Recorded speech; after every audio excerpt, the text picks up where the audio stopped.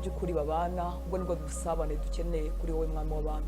Dushoboze, dufata amaboko, mwuka wawe nadushorerere mu byo ukunda, nadushorerere mu byo ushaka, natwambika imbaraga zo gukora ubushake bwawe. Reka iminsi yacu yose mwami bere kuguhesha icyubahiro mu byo wadushyizemo ko tugiye kubiganira, mu mpano zitandukanye, mu byo washyize mu mitima yacu bitandukanye, kugira ngo byose bibere kuguhesha icyubahiro.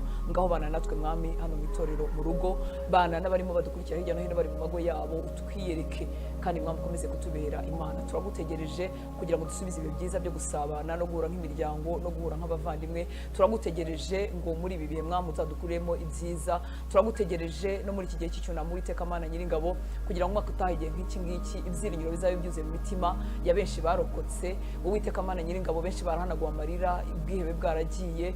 Mwami nta magambo dufite twababwira, ariko wowe urayafite. Ujya utanga ihumure mu mutima, hagahumurizwa, imvune z'umutima zigakira, umuntu agasohoka mu buzima bwo kuba igisenzegeri akaba muzima bigakunda. Ibyo wabibasha Uwiteka Mana Nyiringabo, turasaba izo mbaraga, turasaba ubwo buntu kandi turakwizeye. Ngaho bana natwe muri aka kanya kuganira ku ijambo ry'Imana. Mwami nshobora kuvuga bikeya ndetse bituzuyemo ubuhanga, ariko ndakwinginze kugira ngo wowe ubivugiremo. Buri jambo ryose mvuga mwami rimanukana ubuntu ndetse risize umunyu, kugira ngo rigire icyo rimarira ubugingo bw'uryumva. Ntutubereye umwanya w'ibiganiro nk'ibisanzwe, ahubwo tubere umwanya wo guhura nawe face to face, wo guhura nawe amaso ku yandi, tugahemburwa, tugahumurizwa, tukagubwa neza. Turifuza mwami kurangiza uyu mwanya tumeze nk'ababigishwa baganaga mu kirorero bagahura nawe Uwiteka Mana Nyiringabo, bamaze gutandukanywa nawe mu mwanya batari bakumenye. Baravuze ngo ntiwibuke ukuntu imitima yacu yari ikeye ubu twari turi kumwe nawe. Presence yawe igituma imitima yacu icya, agahinda kakeyuka, ibibazo no kwibaza byinshi bikigirayo, guhangayika bigakurwaho. Uko niko ngusaba mwami ngo iyi saha imwe imbere yawe imitima yacu icye, imitima yacu iruhukire muri wowe, imitima yacu ihembukire muri wowe, tumere koko nk'abahuye nawe, nk'abataramanye nawe. Urakoze, tuguhaye umwanya, ntabari njyewe ahubwo izina ryawe rishyirwe hejuru. Mu izina rya Yesu dusenze, amen. Imana ibahe umugisha, Imana ibagire neza.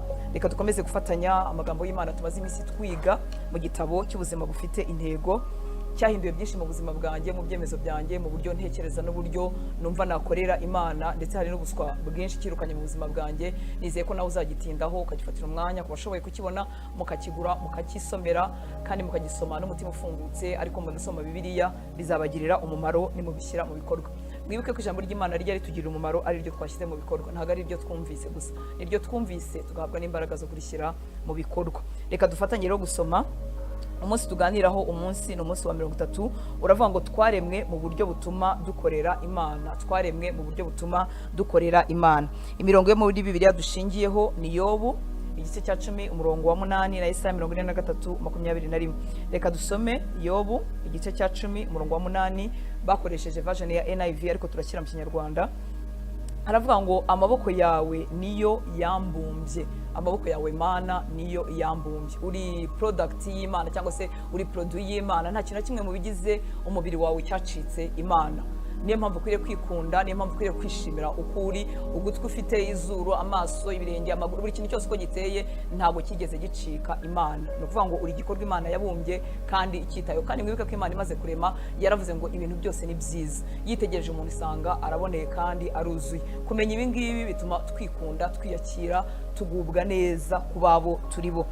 Muri Yesaya nanone 43 umurongo wa 21, harambwira ngo abantu niremeye ubwanjye ngo berekane ishimwe ryanjye. Abantu niremeye ubwanjye ngo berekane ishimwe ryanjye. Imana yarakuremye kugira ngo werekane ishimwe ryayo. Murabizi kugira ngo ikintu cyerekane ishimwe nuko kiba kinoze, nuko kiba ari cyiza, nuko kiba giteye ubwuzu, nuko kiba kiryoheye amaso no komeza kukitegereza. Rero Imana yakuremye kugira ngo werekane ishimwe ryayo. Yagutinzeho ikuzuzamo ibintu bitandukanye biri mu mutima wawe, ibiri mu buhanga n'ubukoryo ufite bukorohera bwo gukora ikintu. Ibyo byose Imana yabibumbye, yabitekereje. Ni abantu niremeye ubwanjye ngo berekane ishimwe ryanjye. Reka dukomeze dufatanye gusoma. Haravuga ngo uwaremewe gukorera Imana. Buri kintu cyose Imana yashyize ku isi yagihaye aho kirusha ibindi ubushobozi bwihariye. Buri kintu cyose Imana yashyize ku isi yagihaye aho kirusha ibindi ubushobozi bwihariye. inyamaswa zimwe ziriruka zigasiga izindi zikagenda zisimbagurika, izindi ziroga, izindi zizi gucukura imyobo, izindi ziraguruka. Buri imwe ifite uruhare rwayo ku isi bitewe n'uko Imana yayiremye. Ndetse navuga ko buri imwe ifite umwihariko. Iyo ufashe kimwe ukakijyana aho kitaremewe gihita gicika intege kandi kikabikora nabi. Ni ukuvuga ngo ufashe ifi isanzwe yoga mu nyanja ikamaramo amasaha menshi ukayishyira ku butaka itinanirwa kugenda. Ntekereza ko ufashe n'inyoni yo mu kirere ukayishyira mu mazi nayo ishobora no gupfa cyangwa se no kunanirwa. Buri kintu cyose Imana yakiremye hari ahantu gifite imbaraga, hari ahantu gifite ubushobozi. Ni nako bimeze ku bantu. Buri wese muri twe Imana yamubumbye mu buryo bwihariye, ari byo nise kugira isura, kugira ngo ashobore gukora ibintu bimwe na bimwe. Ni ukuvuga ngo hari agace k'imbaraga ufite ushobora kuba utarakamenya cyangwa utarakitaho ngo ugakorere kagira imbaraga kurutaho, ariko hari agace k'imbaraga k'umwihariko buri muntu yaremanywe. Nk'uko tubonye kiriya cyitegererezo cy'inyamaswa niko natwe tumeze. Rero iyo umuntu wamufasha ukamushyiraho atagenewe ugira ngo ni umunyantege nkeya, ukagira ngo arabikora nabi, ukagira ngo ntago abizi, ariko nuko aba ahagaze mu mwanya utari uwe. Uko utafata inyoni ngo yirukire munsi mu mazi hagati ngo ibishobore, kuko ibigiye mu mwanya utari uwayo. Nk'uko ifi itagenda mu kirere kuko ibigiye mu mwanya utari uwayo, niko natwe tumeze. Hari ubushobozi dufite, hari imbaraga twifitemo, ariko iyo dushyizwe ahantu hatari mu gihande cyacu cy'imbaraga tubikora nabi, ndetse umuntu akagira ngo ntacyo tumaze, cyangwa se nawe ubwawe ukaba wibwira ko ntacyo umaze, ntacyo uri cyo, kuko utarahagarara mu ruhande rwawe rw'imbaraga. Mbere yuko abubatsi bashushanya inzu nshya barabanza bakabaza ngo iyi nzu igenewe iki, izakoreshwa ite. Umurimo inzu yagenewe niwo utuma bayiha isura runaka. Mbere yo kukurema Imana yabanje guhitamo uruhare ishaka ko uzagira ku isi. Yateguye neza uko yashaka ko uyikorera, hanyuma ikubumba ku buryo uzasohoza iyo mirimo. Uteye uko waremewe umurimo wihariye. Ni ukuvuga ngo hari umurimo uri specific ku buzima bwawe, w'umwihariko ku buzima bwawe, ugendanye n'uko uteye, n'uko umeze, n'uko uvuga, n'ibyo ukunda, n'ibikuzuye mu buryo bwose. Kumenya ibi bintu ni amahirwe akomeye, kandi ndahamya ko tuzagenda twigira imbere dusomera isomo n'izakurikiraho, tuzagenda tumenya uruhande rwacu rw'imbaraga kandi tukarushaho kurunezererwa. Mu Befeso igice cya 2:10 Bibiliya iravuga ngo turi abantu Imana yaremye iturembeye imirimo myiza muri Kristo Yesu. Ijambo ry'icyongereza poem cyangwa igisigo rituruka ku ijambo ry'ikigiriki rivuga kimwe na ririya jambo ab'Imana yaremye. Ni ukuvuga ngo yaturemye mu buryo bw'igisigo, nk'uko abasizi bagenza cyangwa se abartiste iyo barimo bahanga igishushanyo cyakiri igishushanyo cy'ubugeni kigaragaza ubuhanga, umuntu akagishushanya akagicora buhoro buhoro yitonze kugira ngo agihe isura ashaka. Iki gipande kivuga ngo turi abantu yaremye nicyo gisobanuro kivuga nk'igisigo. Ni ukuvuga ngo Imana yadutsinzeho iritonda iratunoza, nk'uko wa muhanzi urimo acura igishushanyo cyangwa wa artiste urimo gukora igishushanyo runaka, uburyo abikora yitonze kandi afite ikintu yagambiriye mu mutwe we agiye gushushanya. Iyo umuntu ahamusanze arimo ashushanya agitangira ntamenye icyo umuntu agiye gukora, hari n'ubwo abireba akajya abona birasa nabi kuko atazi uko kizarangira gisa. Rero Imana natwe yadutinzeho muri ubwo buryo. Wowe uri ikiremwa gihambaye cy'ubugeni bw'Imana, ntabwo uri nk'igikoresho cyakozwe hamwe n'ibindi byinshi bisa nacyo nta kubitekerezaho. Nk'uko kundi mu ruganda bakora ibikoresho bakagenda bakora ibimeze kimwe, niba ari uruganda rukora amacupa rukagenda rusohora andi macupa yose ameze kimwe, twebwe suko tumeze. Imana yadutinzeho itumva yadutekereje uko dusa, uko tureshya, uko tuvuga, ibyo dukunda byose Imana yabibumbye yabitekerejeho. Wowe waremwe wenyine kandi waremwe mu buryo wihariye, nta wundi muhuje. Bityo uri ikiremwa cyaremanywe ubuhanga, nta kindi musa. Imana yabikoze ibigambiriye ikubumba mu buryo bwihariye, kuko yari ifite umurimo wihariye iguhamagariye. Yatoranyije neza kandi ivangavanga neza ibyo yakuremesheje. Ivangavanga neza ibintu nabikunze, ibyo yaturemesheje. Nk'uko wa musizi cyangwa umartiste akora taburo ye, harwo dusanga avanga amarangi, akavanga icyatsi, akavanga umuhondo, akavanga orange, ariko byazajya kujya gusohoka wenda bigasohoka ari ubururu bwerurutse cyangwa irindi bara, kuko abivangavanga we yarazi icyo bizavamo. Nawe rero uruvange rw'ibintu byiza Imana yagiye yegeranya, havamo wowe ufite iyo sura umeze utyo. Ndagusaba tukiranga tutaragera kure gutangira gukunda ibintu byose bigize ubuzima bwawe, bigize uko uteye, ukabikunda, ukabinezererwa, kuko uri ikivange Imana yavangavanze yabitekerejeho. Nta kintu cyiza nko kumenya ibi bintu umuntu akiri mutoya. Akenshi aribwo tutabimenya tukiri batoya, kuko dukura batubwira ibitameze neza. Murabizi akenshi abana ku ishuri baba basebanya ariko mu buryo bwo gukina ariko kandi bunababaje, cyane cyane yewe mu gusebya koko ku kintu ufite, ukabona wenda umwana umwe bamwise Rutwe cyangwa se Maguru cyangwa se Gasongo cyangwa se Gikuri, ya mazina yose bitana, cyangwa se Mazuru cyangwa amatwi, bya bintu byose batwita, wenda niba ufite amatwi manini bagatangira kwitwa amatwi kiri mutoya, ugakura wariyanze ukuntu. Harimo n'abana benshi bakuru baseka bafashe ku munwa kuko bamubwiye ko aseka nabi n'ibindi bitandukanye. Kumenya rero iyi nkuru ko ndi uruvange Imana yabumbye neza yarutekerejeho, kubimenya tukiri batoya biba ari amahire cyane, kandi bidushoboza kutagerageza kwishanya n'abandi. Hari n'igihe kubera kutiyakira umuntu ashakisha urukundo cyane bikaba byamurundumurira mu zindi ngeso mbi. Iyi ni inshingano cyane y'ababyeyi n'abandi barera kubwira abana babo ko ari beza kandi baremwe mu buryo Imana yashakaga. Dawidi yajyaga ahimbariza Imana uburyo yitaye kuri buri kantu ubwo yamuremaga. Tubibona muri Zaburi 139 umurongo wa 13 n'uwa 14, haravuga ngo waremye imyanya yo muri nge imbere aho ntabona, unteranya neza mu nda ya mama, warakoze kundema mu buryo bw'igitangaza, umurimo wakoze uratangaje. Dawidi yarahimbazaga Imana avuga ngo warakoze kundema mu buryo bw'igitangaza. Ese wakwikebuka uyu munsi ukabwira Imana ukavuga Imana warakoze kundema mu buryo bw'igitangaza? Iyo wabashije kubishobora ukumva uremwe mu buryo bw'igitangaza kandi utabitewe wenda no kwiyemera, ahubwo bitewe nuko nyine wakunzwe n'Imana ikakugira ityo, mu mutima wawe no mu marangamutima yawe wumva ugowe neza. Ariko hari abantu benshi badashobora gutinyuka kuvuga ngo Mana warakoze kundema mu buryo bw'igitangaza. Hari abantu benshi badashobora gushyira ifoto yabo ahagaragara. Hari abantu benshi biyanga, bumva batafotorwa, bumva batagira uko abandi bantu baharara gushyira amafoto kuri za profile zabo. Hari abandi bumva batayashyira kuko buri munsi baba bumva bataremwe mu buryo bwiza. Ariko aya magambo Dawidi yavuze muri iyi Zaburi nawe ari ku buzima bwawe. Imana yakuremye neza mu buryo bw'igitangaza, ntabwo yaguhushuye, ntabwo yari inaniwe, yakuremye yagutekerejeho. Kuba uyu munsi wakumva udafite agaciro, ni ibihe wenda waciyemo, ni abantu mwabanye nabo, ni ubuzima wenda bwakubereye bubi, uragenda bukwambura agaciro ukagira ngo koko nta gaciro Imana yari yarakuremanye. Imana ntiyakubumbye gusa utari wavuka, ahubwo yanateganije buri munsi wo kubaho kwawe kugira ngo ishobore gusohoza uwo murimo wo kukubumba. Ntabwo Imana yaguteganyirije gusa utaravuka ngo nibigera hagati igusige hagati, ahubwo yitaye ku munsi wose ugize ubuzima bwawe. Nk'uko tubona muri Zaburi 139 umurongo wa 16 harambwira ngo iminsi yose yo kubaho kwanjye yari yanditse mu gitabo cyawe, ni ukuvuga ngo buri munota wari uteganijwe mbere y'uko mbaho no munsi n'umwe. Izi ni detaye Imana yaturemanye kandi ikomezanya natwe mu rugendo. Haravuga ku murongo wa 16 muri Zaburi 139 ngo iminsi yose yo kubaho kwanjye yari yanditse mu gitabo cyawe, buri munota wari uteganijwe mbere y'uko mbaho no munsi n'umwe. Nta kintu na kimwe Imana ipfusha ubusa.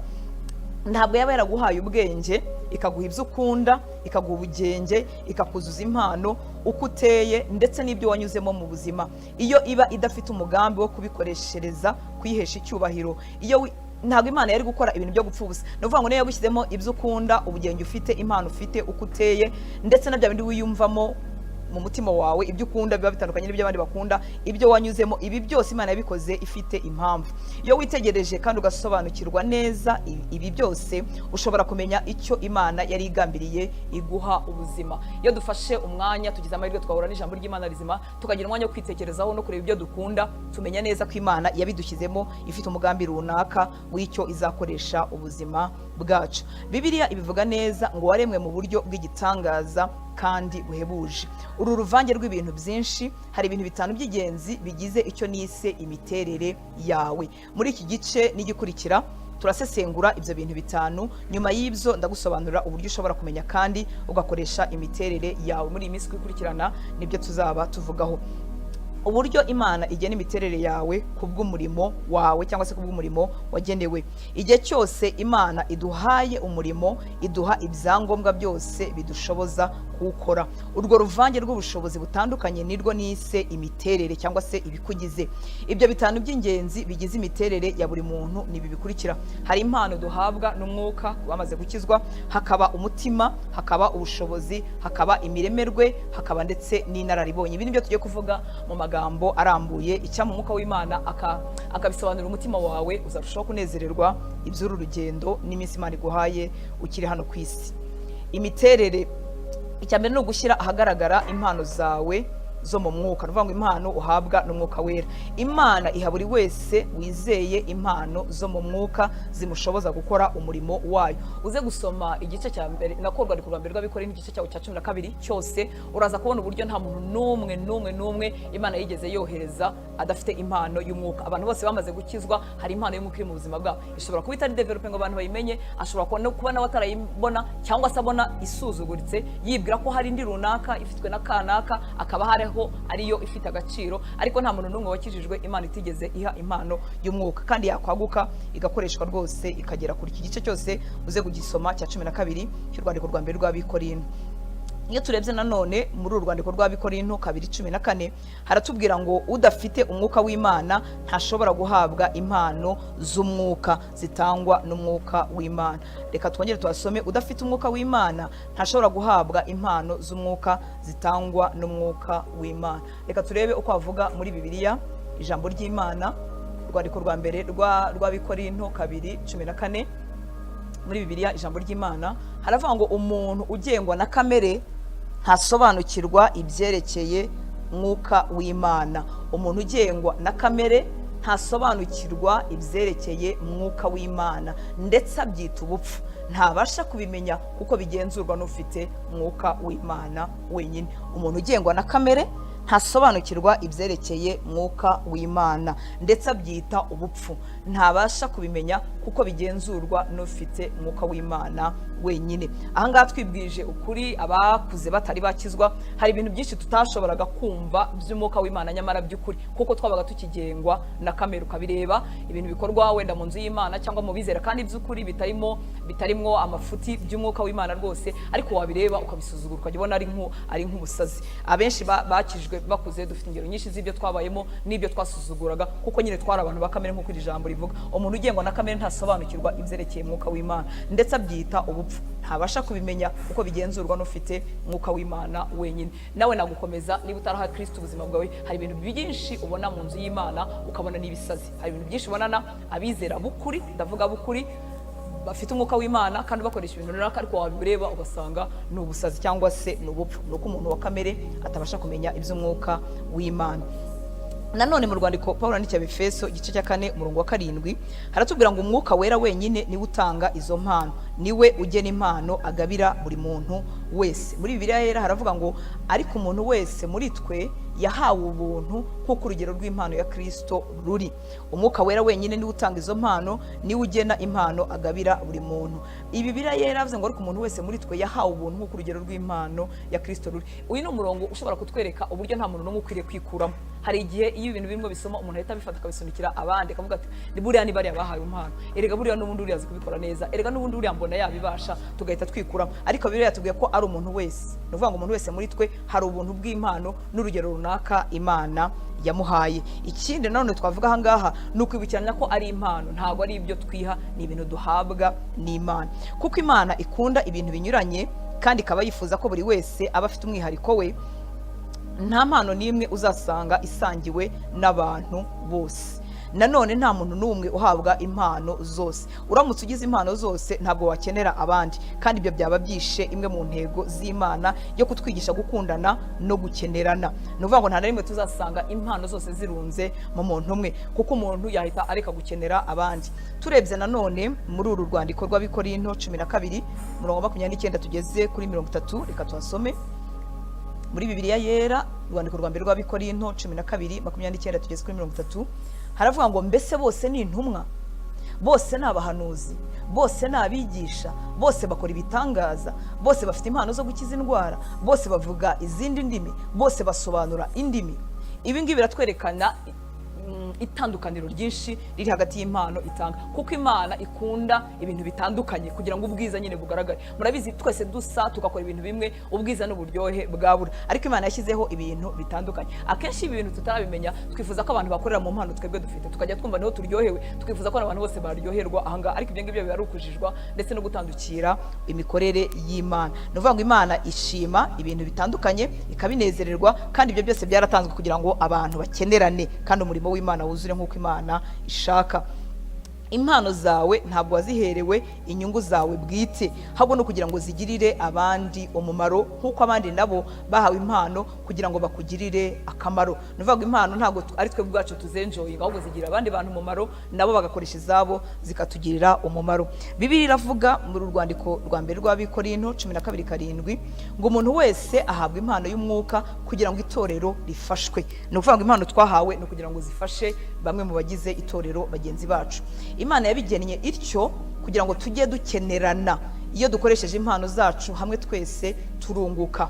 Iyo hari abadukoresheje impano zabo baba batwibye. Ni ukuvuga ngo hari ibyiza biba bibarimo ariko tutahaweho kandi twari bubihabweho, twese tugunguka. Niyo mpamvu dutegekwa kumenya kandi tugateza imbere impano zacu zo mu mwuka. Ese waba warigeze ufata igihe ngo uhishurirwe impano zawe? Impano igufungiye muri ambaraje nta kamaro yaba ifite. Tekereza umuntu aguhaye gift ukayirekera muri ambaraje, ntuzigere uyifungura n'umunsi wa rimwe. Umuntu aguhaye kado, umuntu aguhaye impano, uko ipfunyitse wenda ipfunyitse na neza no muri ambaraje nziza, ariko ukayirekera aho ngaho imyaka yose utayifunguye nta kintu yakumarira. Impano z'abantu benshi zagumye muri envelope, ntabwo zigeze zisohoka ngo zikorere abandi. Ni ukuvuga ngo iyo umuntu atarimo gukoresha impano ye aba arimo kwiba abo bari kumwe, kuko hari ibyiza biri muri we bari kubenefisinga, bari kuboneraho benefisia, ariko batigeze babona.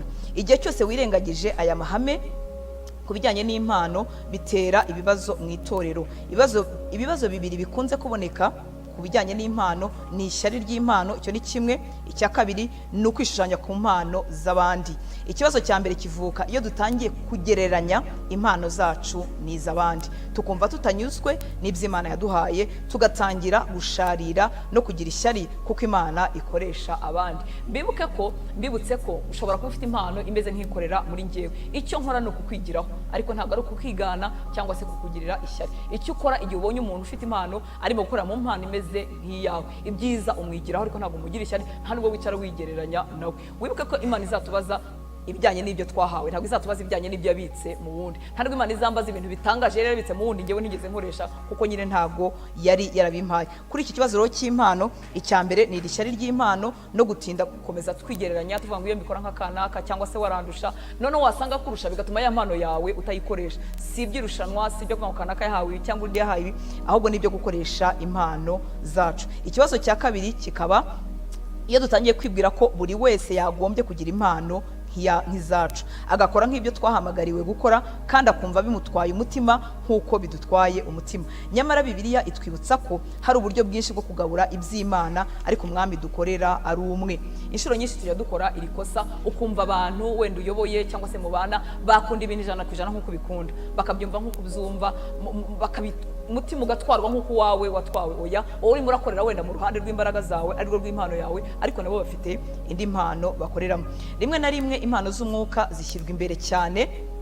Aka kantu nagakunze mukumve neza. Rimwe na rimwe impano z'umwuka zishyirwa imbere cyane, zigakingiriza ibindi Imana ikoresha mu kugutegurira gukora umurimo wayo. Impano zawe zerekana agace gato gafasha kumenya ubushake bw'Imana ku murimo wawe, ariko ntabwo ari zo zonyine zigize ibyangombwa ukeneye ngo ukorere Imana. Imana yakubumbye yongeyemo ibindi bintu 4 by'ingenzi tugiye kuvuga. Hari ubwo dufata impano y'umwuka twahawe n'umwuka tugahita tuvuga ko ariyo byose, ariko hari ukundi kuntu uremetse, hari ibyo wiyumvamo, hari ibyo ukunda, hari mu mutima wawe, hari ibitekerezo ugira, hari aho ugera ukumva wakwitanga 100%, hari ibindi ugeramo kumva ntubyitayeho. Ibyo byose tukabyirengagiza, kandi ibyo bintu byose Imana yarabyegeranyije kugira ngo nyine uzakore umeze nk'uko Imana yari yarakugeneye. Rero ahangaha dusanze ko impano y'umwuka nubwo ari nziza ariko idakubiyemo byose. Hari ibindi bice bikugize Imana ikoresha kugira ngo ubashe kuba uw'Imana yari yarakugeneye kuba.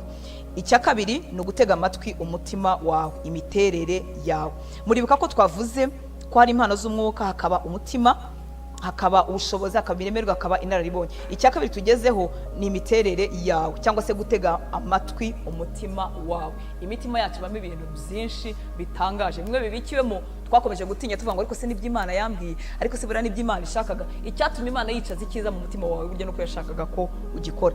Bibiliya ikoresha ijambo umutima ishaka kuvuga ibintu byinshi birimo kwifuza, ibyiringiro, ibyo ushishikarira, ibyo ugambirira, inzozi z'ubuzima n'ibyo ukunda. Umutima wawe niwo soko y'ibigukoresha. Ibyo ukunda n'ibyo uhangayikira kuruta ibyo ukunda n'ibyo uhangayikira kuruta ibindi. Ibi twese turabizi, ibintu dukunda n'ibyo duhangayikira kuruta ibindi bintu byose. nuno munsi mu mvugo isanzwe ni muri ubwo buryo dukoresha iryo jambo. Iyo tuvuze ngo ndagukunda n'umutima wanjye wose, burya mba mvuze ngo ndagukunda n'ibindimo byose, bira byose tuvuye kuvuga hariya hejuru. Bibiliya iravuga ngo nk'uko amazi yerekana mu maso h'umuntu nk'indorerwamo, niko n'umutima ugaragaza uko umuntu ateye. Mu Migani 27 umurongo wa 19 haravuga ngo nk'uko amazi yerekana mu maso h'umuntu nk'indorerwamo, niko n'umutima ugaragaza uko umuntu ateye. Umutima wawe ugaragaza uwo uriwe. Uriwe by'ukuri bitandukanye n'uw'abandi batekereza ko uriwe, cyangwa uko ubuzima butuma umera. Mwibuke ko hari isura yindi dufata kubera ubuzima runaka duhagazemo. Uzanarebe iyo ubuzima bwahindutse ku bw'ubuntu bw'Imana, hari igihe umuntu usanga avuga mu buryo butandukanye n'ubwo yavugaga, musimvuga yahindutse umwirasi cyangwa yabaye mubi, ariko ugasanga aragaragara mu buryo butandukanye n'ubwo yagaragaraga. Ni ukuvuga ngo imibereho yari yahagaze, hari icyo yari yakoze ku buzima bwe, ariko we w'ukuri burya ntiyari uwo nguwo. Umutima wawe rero ugaragaza uriwe by'ukuri bitandukanye n'uw'abandi batekereza ko uriwe, cyangwa uko ubuzima butuma umera. Umutima wawe niwo utuma uvuga ibyo uvuga, ukumva ibintu nk'uko ubyumva, kandi ukitwara uko witwara. Mwibuke ko twese tutumva kimwe. Ubu umuntu ashobora kuvugira ikintu abantu bakacyumva ari benshi icyarimwe, ariko buri muntu agatwara iki, kuko uko numva bijyanye n'ibindimo, uko wumva nawe bijyanye n'ibikurimo. Mu buryo bw'umubiri, umutima wa buri muntu uterera mu buryo bwihariye. Mu buryo bw'umubiri, umutima wa buri muntu wese utera mu buryo bwihariye. Kuko buri muntu agira igikumwe cyihariye, burya n'amaso n'amajwi ntibiteye kimwe, kandi n'imitima ntitera kimwe. Biratangaje cyane kumva ko mu mamiliyari y'abantu batabarika babayeho n'abariho, nta n'umwe wigeze ugira umutima utera nk'uwawe. Ibi byose bitwereka ubudahangarwa bw'Imana n'ubuhanga n'ubwenge bw'Imana. Nta maso yawe ameze nk'ayundi, bishobora kugira forme yenda kumera kimwe, ariko twa tuntu tugize amaso ntabwo dushobora kumera kimwe. Niyo mpamvu mu bantu basaka, nk'uko hari hamwe bakozamo ibikumwe, hari abandi bashyiramo amaso, hari abandi bashyiramo face. Ni ukuvuga ngo turemye mu buryo butandukanye 100%. N'umutima wacu twese tubona uko bitutera, ariko umutima wawe ntabwo utera nk'abantu amamiliyari batuye ku isi, ababayeho mbere n'abazabaho, nta n'umwe uzagira umutima utera nk'uwawe. Ni muri ubwo buryo Imana yahaye buri muntu intero y'amarangamutima yihariye, ituma agira akanyamuneza iyo wumvise abantu bavuga ibintu, imirimo cyangwa ibyabaye bigushishikaje. Buri iyi nkuru ntago zitwatractinga kimwe. Iyo bageze ku nkuru ijyanye na bya bindi isanzwe niyumvamo, ntega amatwi cyane kandi nkabyitaho cyane. Nk'uko undi muntu nawe ashobora gutega amatwi byagera kubishishikaje wakaba arabisuzuguye kuko atari byo bimushishikaje. Imimererwe yacu y'umutima n'ibyo dutindaho rwose biratandukanye. Irindi jambo rijyana n'umutima ni uguhimbarwa. Hari ibintu wumva biguhimbaje bikagutwara umutima, hakaba n'ibindi bavuga ugasa naho wapfuye amatwi. Hari ibyo wumva bikagukurura ukumva ushaka gukomeza kubyumva, hakaba n'ibindi bavuga bikakurambira ukumva wasinzira cyangwa se wahaguruka ukigendera. Ibyo byose bihishura imiterere y'umutima wawe. Hari ibintu bavuga ukumva urahimbawe, ukumva urashishikaye, ukumva uratwawe, hakaba ibindi bintu bavuga ukumva urasinziriye, ukumva ntubyitayeho. Ibyo byose bihishura imiterere y'umutima wawe.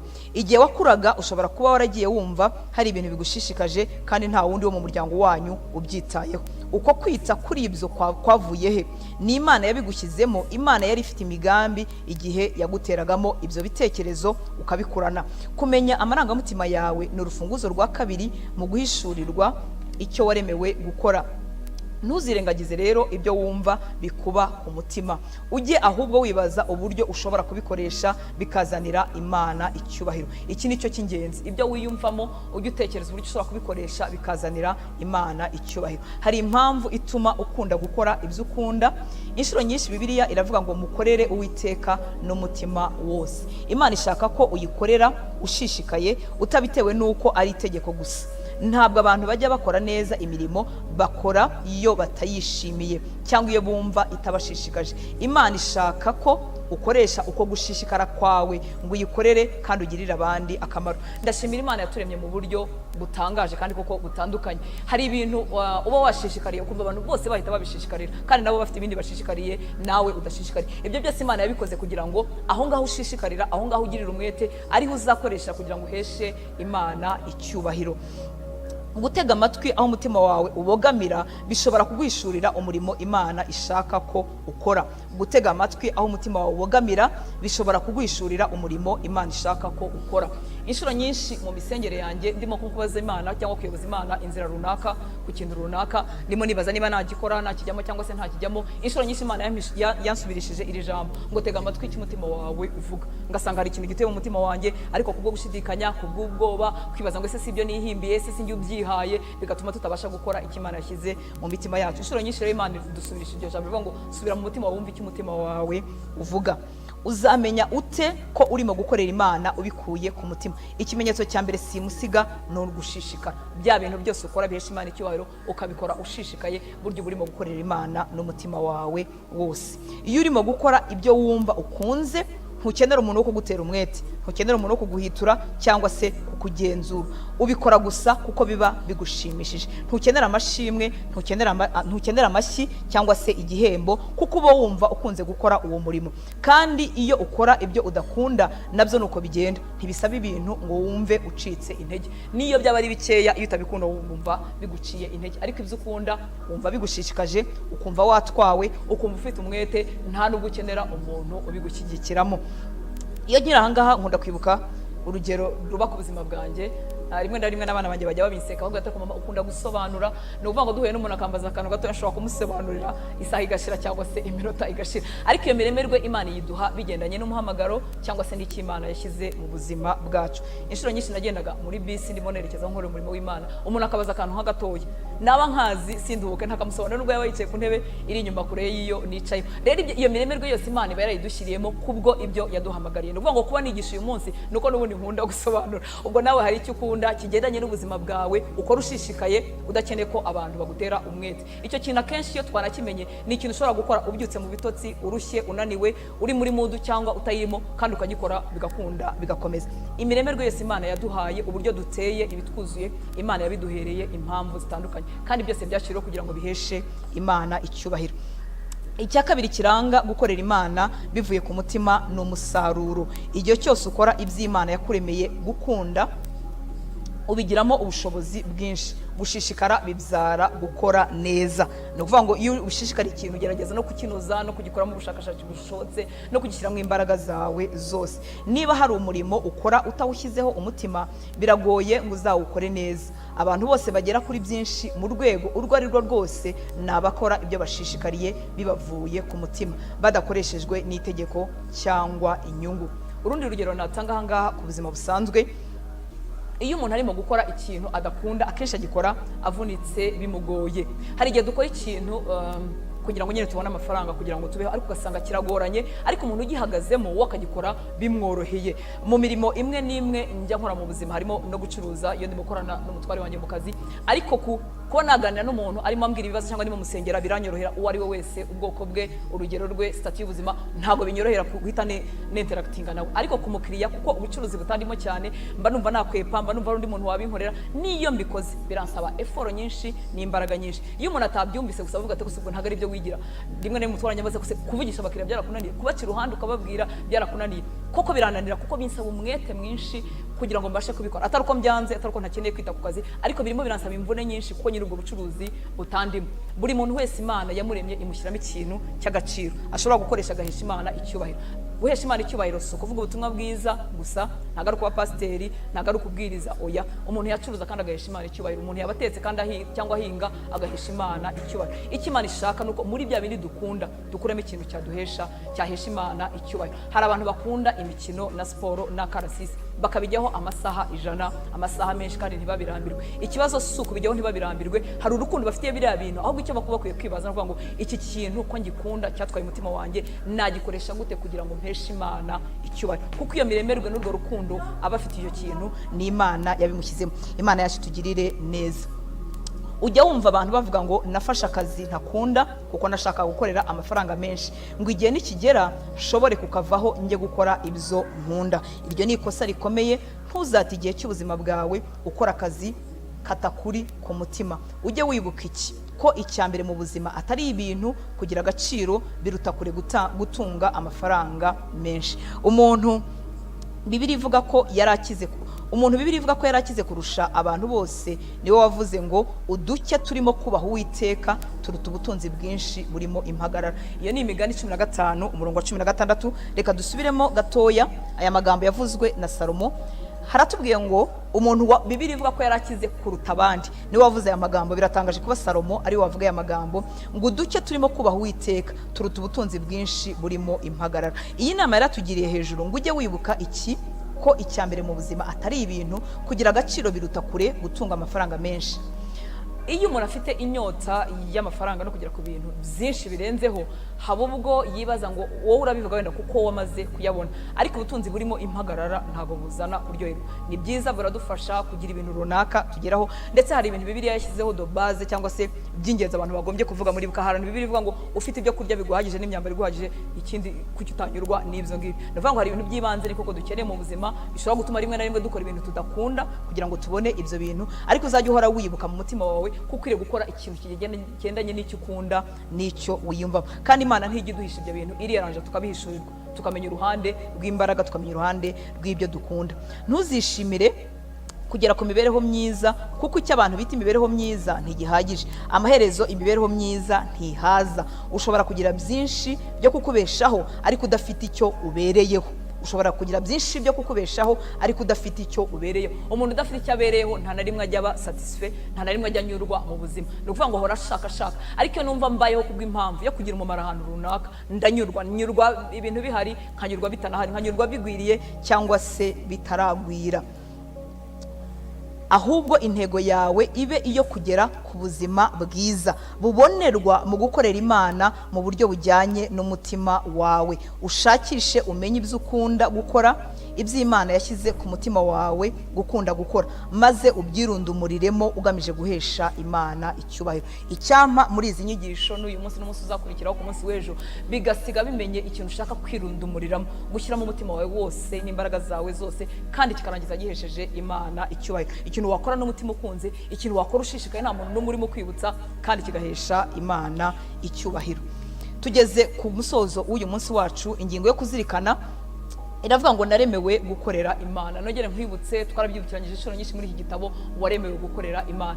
Ku minsi yashize twaganiriye gukorera Imana icyo ari cyo, utabyitiranya nuko ari kuba pasiteri cyangwa kuba padiri cyangwa kuba umubikira. Waba umubyeyi mu rugo ugakorera Imana, waba uri muhinga ugakorera Imana, waba urimo woza ibyombo ugakorera Imana, waba uri umwana mu ishuri kandi ugakorera Imana. Ntabwo bikeneye kwimuka mu byo ndimo kugira ngo mbashe gukorera Imana. Nshobora gukorera hondi kandi ngakorera Imana. Umurongo wo gufata mu mutwe n'Abikorinto ba mbere 12:6 haravuga ngo Imana ikorera mu bantu batandukanye mu buryo butandukanye, ariko Imana imwe niyo iba isohoza imigambi yayo muri bose.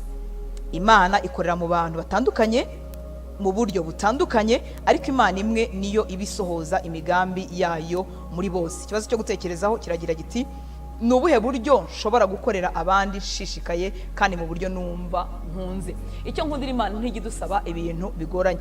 Uburyo ushobora gukorera abandi ushishikaye uzanasanga ubukunze, ruvuga ngo ntibizakubera imvune. Undi muntu nabihagararamo atari ibye bizamuvuna, ariko ahantu uzakorera abandi kandi ushishikaye, ugakorera Imana kandi uranda service abantu kandi ushishikaye, nawe uzabikora ubikunze. Imana yacu tugirire neza. Reka dusoze, tuzakomeza ku munsi w'ejo.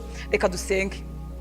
Ibi bintu nibiguhindukira ubuzima, uzagira ubuzima burimo kunezerwa, kuko iyo duhagaze mu ruhande rw'imbaraga zacu turanyurwa mu buzima. Nta kintu kibi nko kubaho umuntu atanyuzwe, akazarinda asaza atanyuzwe. Amafaranga ni meza, akora ibintu, icyubahiro ni cyiza, gituma dutambuka ahantu twubashywe, abantu batwitayeho, ariko biriya bintu byose umuntu afite umutima utanyuzwe, ahora afite icyuho mu buzima bwe, ahora ashakisha, ahora asunikana, ahora ndwana, ahora hutaza kugira ngo ashakishe kwa kunyurwa yabuze. Ariko iyo twagize amahirwe tukamenya bya bintu byose Imana yadushyizemo n'impano z'Imana zibitse muri twebwe, hanyuma twarangiza tukazikoreramo, duhinduka abantu banyuzwe. Ukajya ubona umuntu yaranyuzwe kandi mu bigaragara asa nkaho nta n'ibintu byinshi afite, kandi agakora n'imbaraga ashishikaye icyo kintu arimo akora. Reka dusenge Imana. Imana iguhe umugisha, Imana ikugire neza, kandi Imana ikwihishurire. Ndakwifuriza ko byakubera isengesho niba utarasobanukirwa impano yawe, cyangwa se niba warayisobanukiwe ariko ukajya wumvaga nta gaciro ufite, kuko wenda ushaka kumera nka Jean, ushaka kumera nka Jean, ushaka kumera nka Hortense, buri munsi bigatuma impano yawe wumva nta gaciro ifite. Bariya abantu tureba tugasanga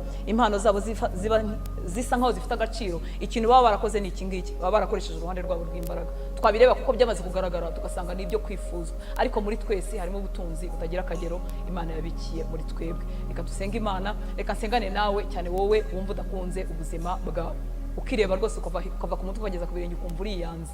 ntabwo uri uwo kwangwa. Imana yakuremye, yagutekerejeho. Ntabwo Imana yifuza ko hari umuntu n'umwe wo ku isi wahinduka fotokopi ye. Ntukeneye kwihinduranya, ntukeneye nta bintu byinshi ukeneye, urahagije mu maso y'Imana. Imana ikeneye ko gusa wamenya urwo ruhande rwawe rw'imbaraga ukarukoreramo, Imana igakorana nawe kandi ukabaho ubuzima bunyuzwe. Imana iguhe umugisha. Reka dusenge. Data, mu izina rya Yesu, nongeye gushimira ko ujya wohereza ijambo ryawe, kandi Mwami ngo ntabwo risubirayo ridakoze icyo waritumye gukora. Hariho abenshi bamaze kumenya impano zabo ariko wenda batazihaye agaciro.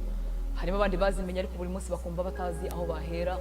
Hariho abandi bahagaritswe umutima n'imibereho n'ubuzima, babibaza ngo isi bimbikoze wenda sinabaho, wenda byagenda gute, bagahangayika. Ndasenze ngo abo bose ubasange, ndetse n'abatangiye gukorera mu mpano ariko buri munsi bakumva atari byo, bakumva hari ibindi babura, nabo basange. Ufite uko wadusanga twese ukatuganiriza mu buryo bumwe cyangwa ubundi. Nongeye kukwinginga ngo usange n'uwo nguwo Mwami utarimo gutekereza ku byo kuguhesha icyubahiro. Ubuzima bwaramwibasiye, isi yamubereye isi yamubereye imbi, kugeza igihe adatekereza ku byo kuguhesha icyubahiro. Nyamara ngo turabo waremye, uturemeye kuguhesha icyubahiro. Ndakwingize kugira ngo nawe umusange, ucurikure ibyacuramye mu buzima bwe, ubyo umwanzi Satani yacuritse mu buzima bwe, kugeza ku munsi atitekerezaho, kugeza ku munsi yumva nta n'impamvu yo kubaho. Ndakwingize kugira ngo nawe umusange, umwibutse ko umukunda, umwibutse ko umufiteho umugambi, umwibutse ko ibyo yaciyemo byuzuyemo amarira bisa nk'ivu, uyu munsi ushobora kubihinduramo ikamba. Erega ni wowe ngo ujye utwambura umwambaro w'ikiriyo ukatwambika umwambaro w'ibirori. Ni wowe ujye uduha ikamba mu cyimbo cy'ivu.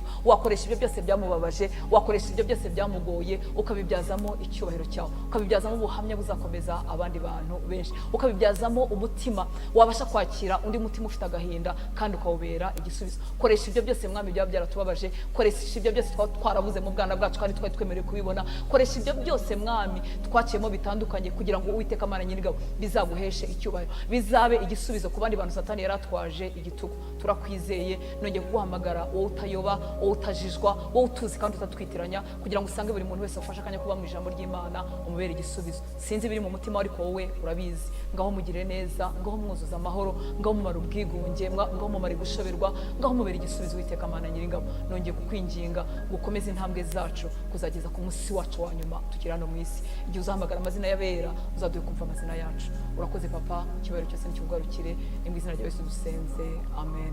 Imana ibahe umugisha, Imana ibagire neza na hejuru.